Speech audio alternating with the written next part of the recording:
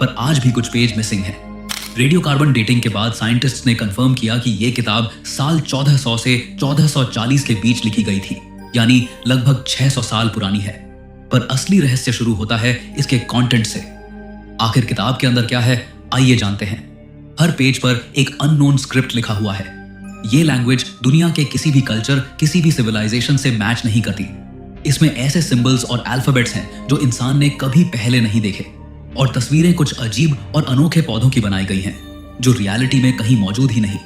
कुछ पेजेस पर astrological diagrams हैं, ऐसे स्टार्स और गैलेक्सीज जो मिडीवल यूरोप के लोग जानते ही नहीं थे। सबसे हैरान करने वाली बात, कुछ इलस्ट्रेशंस में naked women strange green liquid में स्नान करती हुई दिखाई गई हैं, जिनके आसपास ट्यूब और पाइप्स जैसी चीजें बनी हैं, जैसे किसी अननोन टेक्नोलॉजी का स्केच हो। कुछ लोग मानते हैं कि यह किताब एक एलियन सिविलाइजेशन का मैसेज है जो हम समझ नहीं पा रहे, और कुछ लोग मानते हैं शायद ये एक ऐसी एंशिएंट सभ्यता का रिकॉर्ड है जो खत्म हो गई और उसकी लैंग्वेज हमारे लिए हमेशा के लिए खो गई।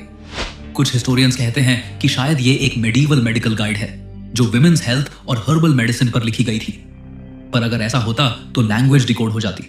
कुछ एक्सपर्ट्स बोलते हैं कि शायद ये एक फेक मैन्युस्क्रिप्ट है जो मिडीवल जमाने में पैसा बनाने के लिए लिखी गई। पर सवाल उठता है, एक फेक किताब में इतना कॉम्प्लेक्स लैंग्वेज और सिस्टमैटिक सिंबल्स क्यों लिखे जाते? 100 साल से ज्यादा हो गए, पर इस किताब का कोड अब तक ब्रेक नहीं हुआ। आर्टिफिशियल इंटेलिजेंस और मॉडर्न क्रिप्टोग्राफी के बावजूद वॉइनिच मैन्युस्क्रिप्ट एक अनसॉल्व्ड पजल है। और सबसे बड़ी बात, हर पेज देखने पर लगता है जैसे इसमें कोई हिडन नॉलेज है जो इंसान से छुपाया गया हो, जैसे ये किताब किसी और दुनिया की साइंस हो। Number 2, Nazca lines. सोचो, एक ऐसा रेगिस्तान जहां मिट्टी और पत्थर के बीच जमीन पर खींचे गए लकीरों से इतने बड़े बड़े डिजाइन बने हैं कि उन्हें सिर्फ आसमान से ही देखा जा सकता है। ये हैं नाज़का लाइंस जो पेरू के नाज़का डेजर्ट में पाए गए हैं। जमीन पर चलने वाले इंसान को ये लाइंस बस रैंडम और अजीब सी खुदाई लगती हैं, लेकिन जब 1930 के आसपास पहली बार एयरप्लेन्स ने नाज़का के रेगिस्तान के ऊपर से उड़ान भरी तो उन्होंने एक हैरतअंगेज खुलासा किया। वहां पूरे डेजर्ट में 300 से ज्यादा जियोमेट्रिकल शेप्स, एनिमल्स और मिस्टीरियस फिगर्स बने हुए थे। सोचो, किसी ने एक इंसान की शक्ल, एक मंकी, एक जायंट हमिंग बर्ड और एक स्पाइडर रेगिस्तान की जमीन पर खींच दिए, और वो भी इतने बड़े स्केल पर कि उन्हें सिर्फ आसमान से ही समझा जा सकता है। ये लाइंस नाज़का सिविलाइजेशन 200 BCE से 600 CEE के लोगों ने बनाई थी। रेगिस्तान की अपर लेयर एक तरह की रेडिश ब्राउन मिट्टी से भरी है। अगर इस लेयर को हटा दिया जाए तो नीचे से एक हल्का ग्रे व्हाइट सरफेस निकलता है। नाज़का के लोगों ने इसी सरफेस को एक्सपोज करके लाइंस बनाई। लेकिन सवाल यह है, इतने बड़े और परफेक्ट डिजाइन्स उन्होंने बनाए कैसे? उस टाइम कोई ड्रोन नहीं था, कोई एयरप्लेन नहीं था। जमीन पर खड़े होकर इंसान को कभी समझ ही नहीं आता कि पूरा डिजाइन क्या बन रहा है। कई स्कॉलर्स कहते हैं कि नाज़का लाइंस एक तरह का एस्ट्रोनॉमिकल कैलेंडर थी। ये फिगर्स स्टार्स, कॉन्स्टलेशंस और सोल्स्टिस के टाइम अलाइन होते हैं। मतलब शायद उनका रिलेशन आसमान के तारे और प्लैनेटरी साइकिल्स से था। एक थ्योरी के मुताबिक ये लाइंस एक तरह की सेरेमोनियल पाथवेज थी। मतलब लोग इन पर चलकर रिचुअल्स करते थे, शायद पानी के लिए प्रेयर्स, क्योंकि नाज़का एक बहुत सूखा एरिया है। सबसे पॉपुलर और थ्रिल वाली थ्योरी ये है कि ये लाइंस किसी एलियन सिविलाइजेशन के लिए बनाई गई थी, एक तरह के लैंडिंग मार्क्स जिससे वो आसमान से आइडेंटिफाई कर सके, क्योंकि उस तरह की स्केल और परफेक्शन बनाना इंसान के लिए उस टाइम ऑलमोस्ट इम्पॉसिबल लगता था। कुछ एक्सपर्ट्स कहते हैं कि ये एक तरह का अंडरग्राउंड वाटर मैप था। नाज़का के लोग शायद दिखाना चाहते थे कि कौन से एरियाज के नीचे पानी अवेलेबल है। नाज़का लाइंस आज भी वैसे ही सेफ हैं जैसे 2000 साल पहले बनाए गए थे।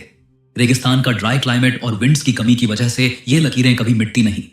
यूनेस्को ने इन्हें वर्ल्ड हेरिटेज साइट डिक्लेयर किया, लेकिन मिस्ट्री अब तक वही की वही है। क्या ये डिवाइन प्रेयर्स थी, एक कैलेंडर था, या फिर एलियंस के लिए मैसेज? सोचो, एक पूरा सिविलाइजेशन ऐसे डिजाइन्स बनाता है जो खुद जमीन से कभी देख ही नहीं सकता। मतलब उन्होंने ये किसके लिए बनाया था? Number 3, pyramids of Giza. सोचो, एक ऐसा स्थान जो हजारों सालों से दुनिया के सबसे बड़े राज अपने अंदर छुपाए बैठा है। गीजा के पिरामिड्स। ये पिरामिड्स सिर्फ एक मकबरा या आर्किटेक्चर का कमाल नहीं है, बल्कि एक अनसॉल्व्ड मिस्ट्री का समुद्र है। सबसे ज्यादा डिस्कशन होती है ग्रेट पिरामिड ऑफ खुफू के अंदर छुपे हुए सीक्रेट चैम्बर्स के बारे में।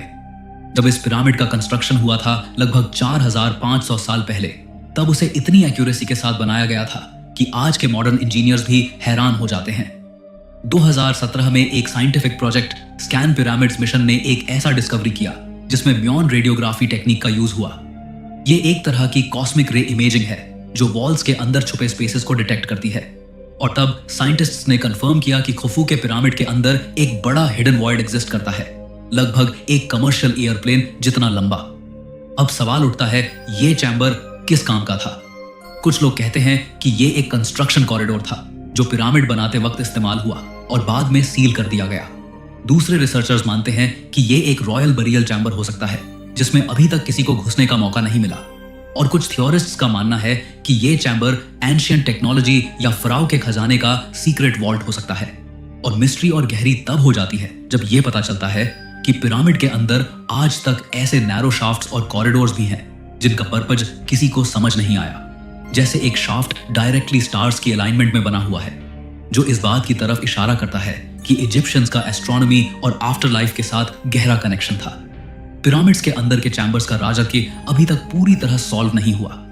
आज भी वहां एक्सपेरिमेंट्स और स्कैनिंग चल रही है, लेकिन अंदर फिजिकली एंटर करने की परमिशन नहीं दी जाती क्योंकि वो स्ट्रक्चर डिस्टर्ब हो सकता है। सोचो, अगर एक दिन ये चैम्बर्स ओपन हो गए तो क्या हमें एक खजाना मिलेगा या फिर ऐसी नॉलेज जो इंसान की हिस्ट्री को हमेशा के लिए बदल दे? पिरामिड्स के अंदर छुपा ये सीक्रेट चैम्बर अभी भी दुनिया का एक ऐसा राजर है जो हर जनरेशन को चैलेंज करता है। Number 4, Easter Island moai statues.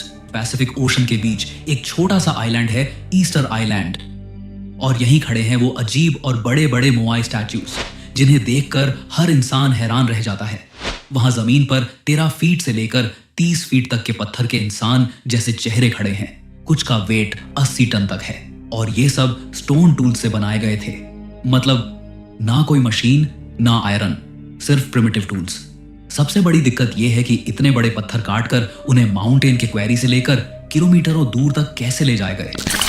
वहां के लोकल कहते हैं कि स्टैच्यूज चलकर अपने आप जगह तक गए। ये बात सुनने में अजीब लगती है, लेकिन इसी वजह से मोआई स्टैच्यूज और भी ज्यादा मिस्टीरियस हो जाते हैं। कुछ आर्कियोलॉजिस्ट्स कहते हैं कि शायद वो लोग रोप्स और वुडन लॉक से खींच कर लाए होंगे, लेकिन प्रैक्टिकल एक्सपेरिमेंट्स करने के बाद भी आज के मॉडर्न लोग इन्हें मूव करने में स्ट्रगल करते हैं। फिर एंशिएंट आइलैंडर्स ने ये कैसे किया होगा?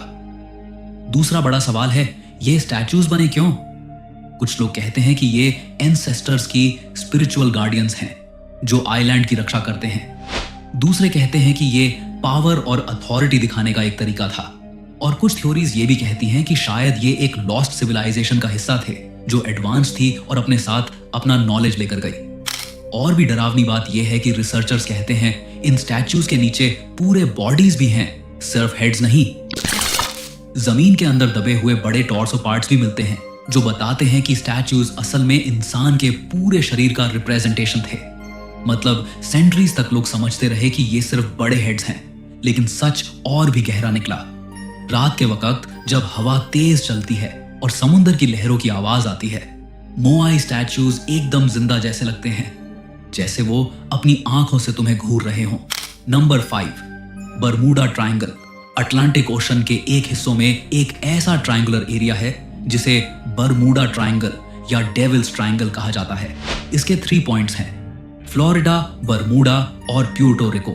और इन तीनों पॉइंट्स को मिला दो तो बनता है एक विशाल समुद्री त्रिकोण।